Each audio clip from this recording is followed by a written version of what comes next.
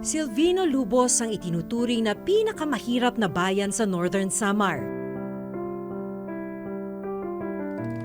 Dito, nasaksihan namin ang hirap na dinaranas ng mga residente. Hindi ba kayo laging kumakain? Hindi. Gaano kayo kadalas na hindi kumakain? Isang araw. Isang buong araw hindi kayo kumakain? Dahil walang maayos na kabuhayan,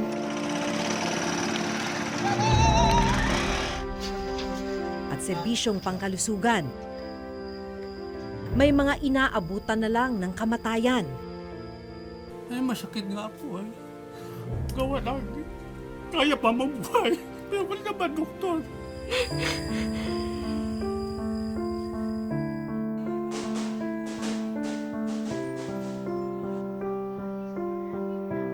Pero natuklasan ng reporter's notebook na may pondo rin palang inilalaan sa lugar. Ang tanong, napakikinabangan ba ng mga residente ang mga proyektong ito?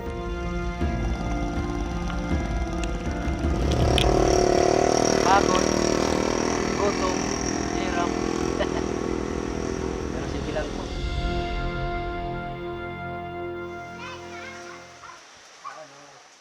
Halos hindi makalakad at hirap kumilos. Ganito namin inabutan ang 20 taong gulang na si Jessica Suryo.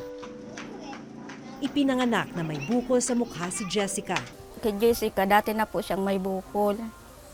Tapos, yung lumaki na po siya, nag-aral siya, tapos tinutokso ng mga kaklase niya, umuwi, umiiyak dahil inaano nga yung ano niya, bukol. Idinaraing din ni Jessica ang pamamaga ng kanyang kaliwang tuhod at tiyan. Una po, ito yung sumasakit. Tapos, pag kumakalma po to, ito na naman po yung sumasakit. Yung tiyan. Pag kumalma na naman po yung tiyan ko, ulo ko na naman yung ano. Kasi gusto ko po gumaling eh. Gusto ko po makapag-aral. Para maibsan ang sakit na nararamdaman ng anak, luyang dilaw ang ipinanggagamot ni Aling Judith. Kuha ka na ng sumasakit siya masyado, ang tuhod niya, ito lang ang linalagay ko po. Tapos, gumagaling-galing din na babawasan ang sakit ng tuhod niya po.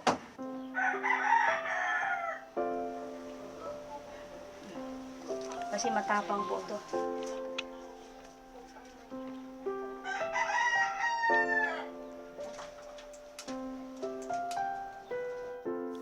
Umiiyak talaga ako kasi awang-awa talaga ako sa kanya. Wala akong magagawa dahil siyempre pag papasok ka sa hospital, talaga, hindi ka talaga dyan tatanggapin na wala pong pera.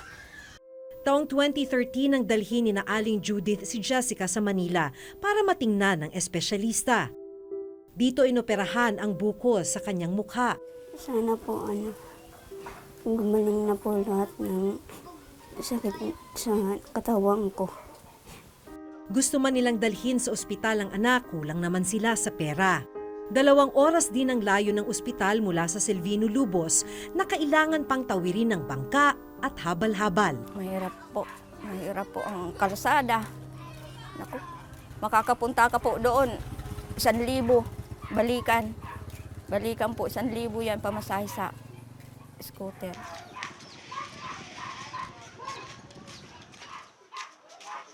Kakain ka na, anak? Ngayong araw, maswerteng nakadiskarte si Aling Judith ng kanilang tanghalian. Niram ko ng bigas ito, dun sa kabila. Ay, ulam po. Ang ulam, nabutam ako doon sa...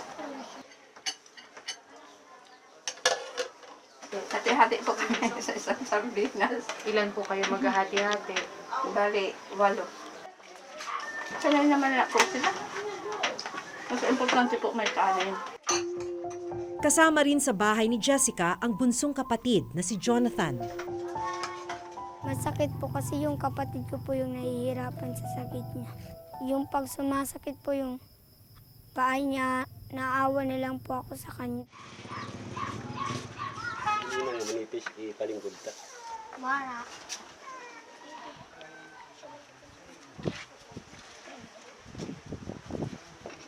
Dulong ka muna sa kwan.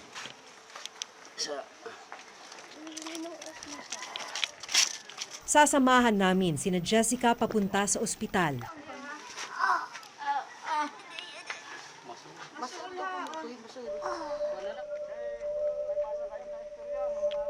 Dahil hindi makalakad, kinailangan siyang pasanin ng amang si Mang Samuel.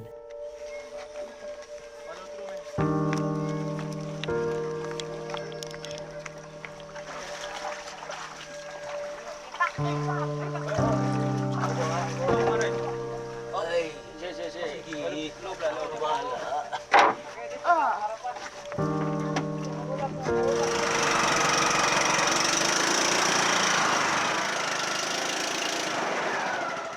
Pagkatapos ng bangka,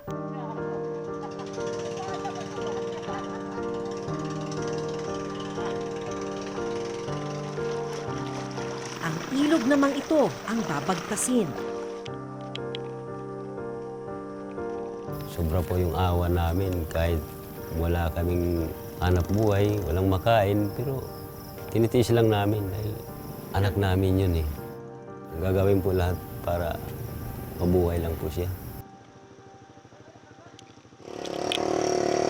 Pagod, gutom, hirap.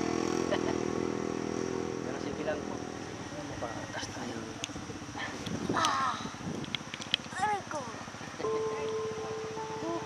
Hindi na.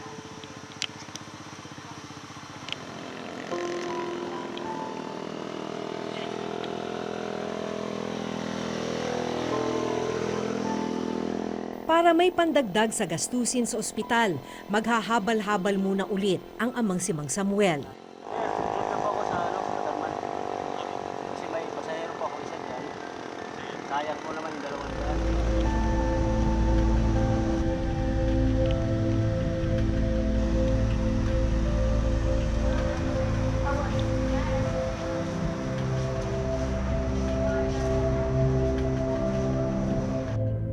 Agad sinuri ng doktor dito sa Northern Samar Provincial Hospital si Jessica.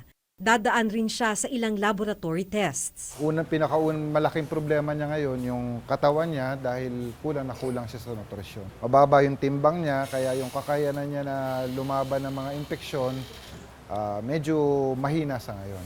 Yung pamamaga ng tuhod niya ngayon, mukhang yun yung tinatawag naming septic arthritis o impeksyon sa tuhod. Okay, so usually yan makikita mo sa mga immunocompromised na mga pasyente.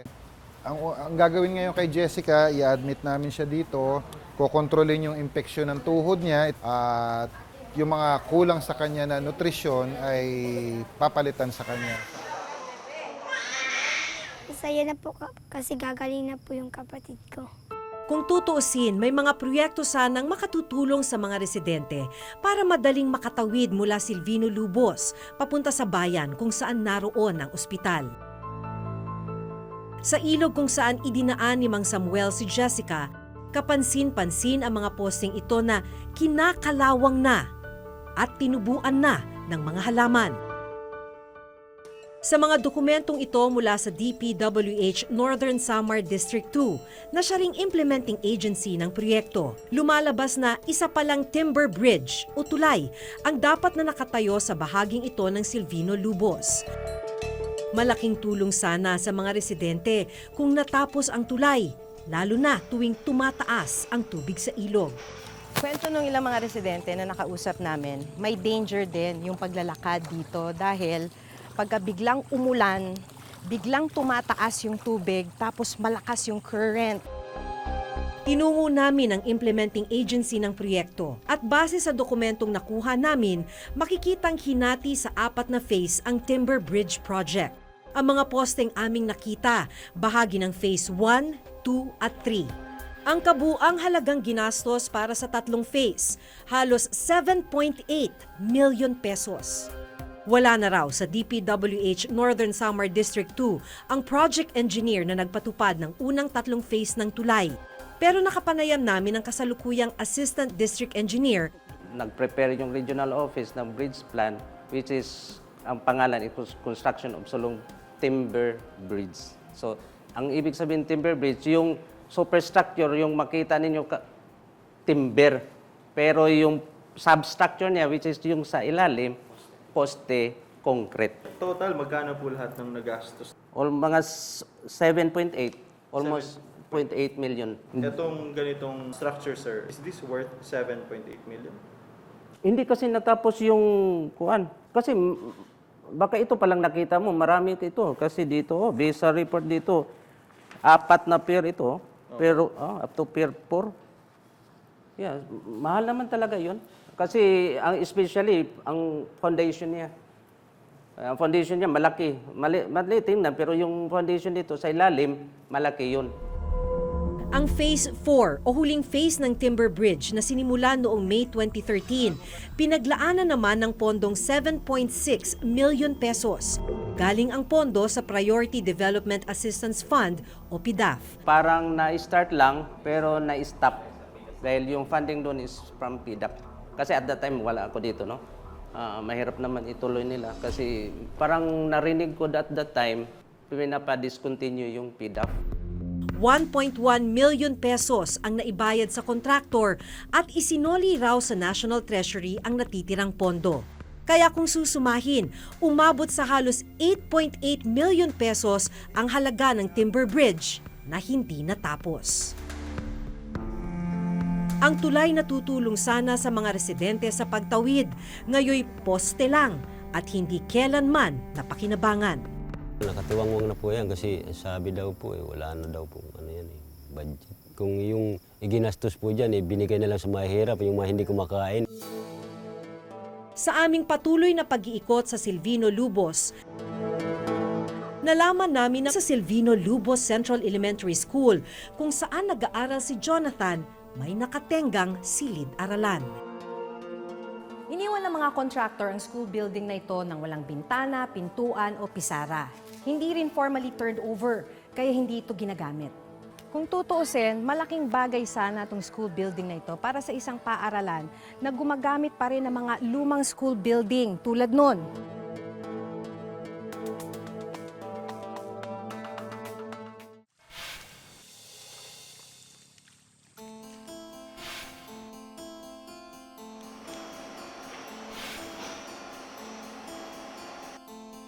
Sa tabi ng hindi natapos na tulay, mapapansing patuloy ang paggawa ng isa pang tulay at ang pagsasaayos ng kalsadang ito. Nakasabay namin sa paglalakad dito si Teacher Juliana. Bilang isang teacher, dahil ganitong putol at mahirap daanan yung kalsada, kumusta ka? Parang it's a challenge. Para sa amin ng mga nag-work sa Filipino, talaga, malaking sakripisyo. Kasi yung pagpunta pa lang dito, kailangan Sunday pa lang, Sunday mga tanghali or hapon, kailangan mo nang pumunta para makapasok ka sa linggo. So, ibig sabihin, ma'am, hindi ka uwian. Hindi ka naman taga Silvino. Sa Pambuhan akong umuwi. So, bakit kailangan isang buong linggo kang nandun sa bayan?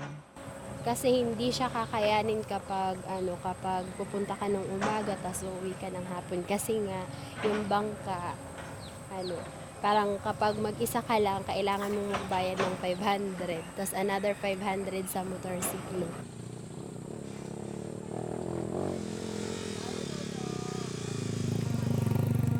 Linggo-linggong nagsasakripisyo si Teacher Juliana na makatawid sa Silvino Lubos para makapagturo sa mga bata. Ba't mo ito tinitiis, ma'am? We are trying to give hope para sa mga taga Silvino.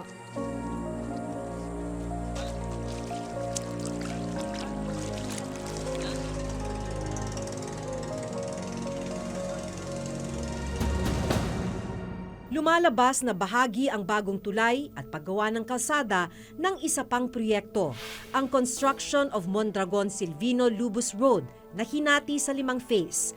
Hawak ng provincial government ng Northern Samar ang Phase 1 to 4. Natapos ang Phase 1 to 3 noong 2014 at ongoing naman ang Phase 4 kung saan kasama ang ginagawang bagong tulay.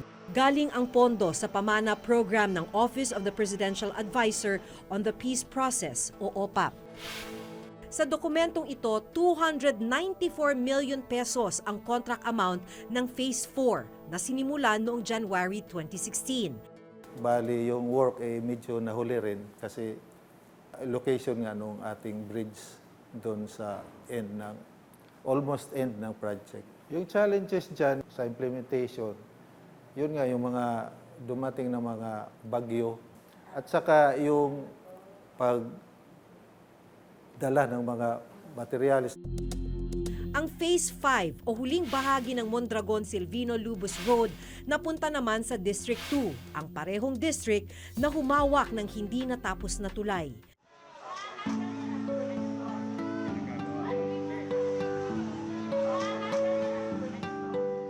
Sinundan namin si Teacher Juliana sa Silvino-Lubos Vocational High School kung saan siya nagtuturo.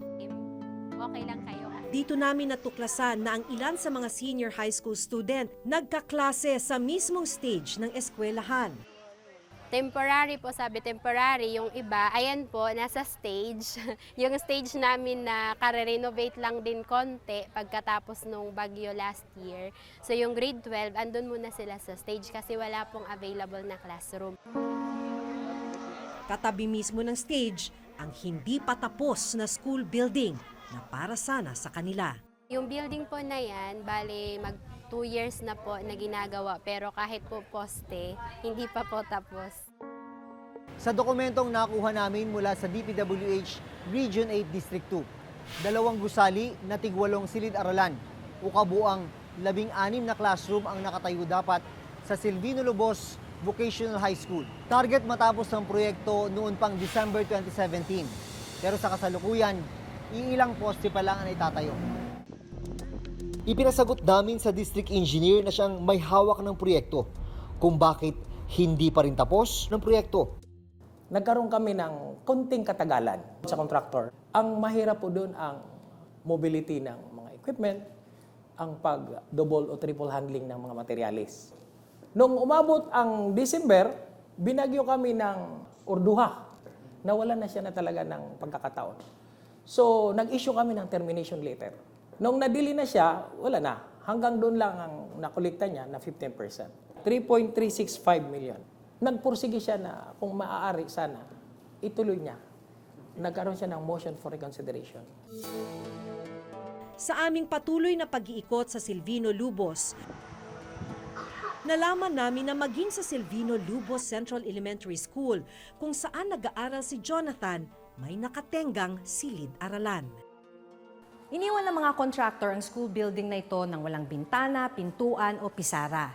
Hindi rin formally turned over, kaya hindi ito ginagamit. Kung tutuusin, malaking bagay sana itong school building na ito para sa isang paaralan na gumagamit pa rin ng mga lumang school building tulad nun. August, harmful, definition, radiation. Para sana sa mga grade 4 student gaya ni Jonathan ang abandonadong silid. Sayang po kasi hindi po nagagamit. Maraming estudyante po yung nagtitis po dun sa stage ng pag-aaral. Dahil nakatiwangwang, unti-unti na ring nasisira ang ilang bahagi ng silid. Sayang. Sayang yung pera. Dating may pinto yan, kaya lang nasira na rin dahil pinaglalaruan ng mga bata. Ayon sa principal ng eskwelahan, Department of Education o DepEd, ang ahensyang nagpatayo sa silid-aralan. Sinubukan naming makipag-ugnayan sa district office ng DepEd sa Northern Samar, pero wala silang maibigay na dokumento tungkol sa hindi ginagamit na silid. Ang provincial government bumuo daw ng infrastructure committee para siguruhing nababantayan ang lahat ng infrastructure project na gagawin sa Northern Samar. And we believe that accessibility and connectivity are key to economic progress. That's why yung pinaka-importanting project is yung ma-connect yung Silvino-Lubos to the provincial road network. Ang pag-ahon ng pamilya sa kahirapan ang inspirasyon ni Jonathan para magsumikap sa kanyang pag-aaral. Bakit pumapasok ka pa rin kahit nagutom ka? Pangarap ko po kasi maging teacher. Kaya sabi ni Mama, mag-aral po ako ng mabuti para paglaki ko, yung mga anak ko po, mabigyan ko po ng magandang buhay. Nahihirapan ka na ba?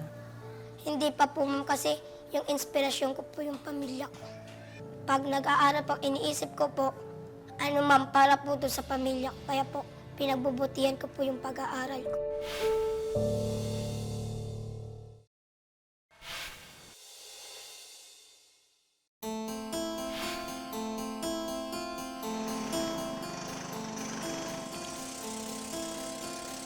Kahanga-hanga ang determinasyon ni na Jules, Tatay Samuel, Aling Judith, Colorful. Jonathan, at Teacher Juliana. Dahil sa kabila ng kasalatan, pinipilit nilang mamuhay ng disente para matupad ang kanilang mga pangarap. Pero anumang pagsisikap, kulang na kulang talaga para masuportahan ang lahat ng kailangan nila. Kasi ang sabi po ni Mama, no, paglaki ko, Ma'am, tumayo na ka sa sarili kong paa. Hindi na lang po ako aasa sa kanila kasi pag mawala po sila, paano na yung pag umaasa lang po ako sa kanila. Kaya nakapanghihinayang na ang mga proyekto para sana sa kanilang pinakamahihirap at pinondohan ng pera ng bayan, hindi naman napakikinabangan. Hanggang sa susunod na Huwebes, ako si Jun Veneracion. Ako si Maki Pulido at ito ang nakatala sa aming Reporter's Reporter's Notebook. Notebook.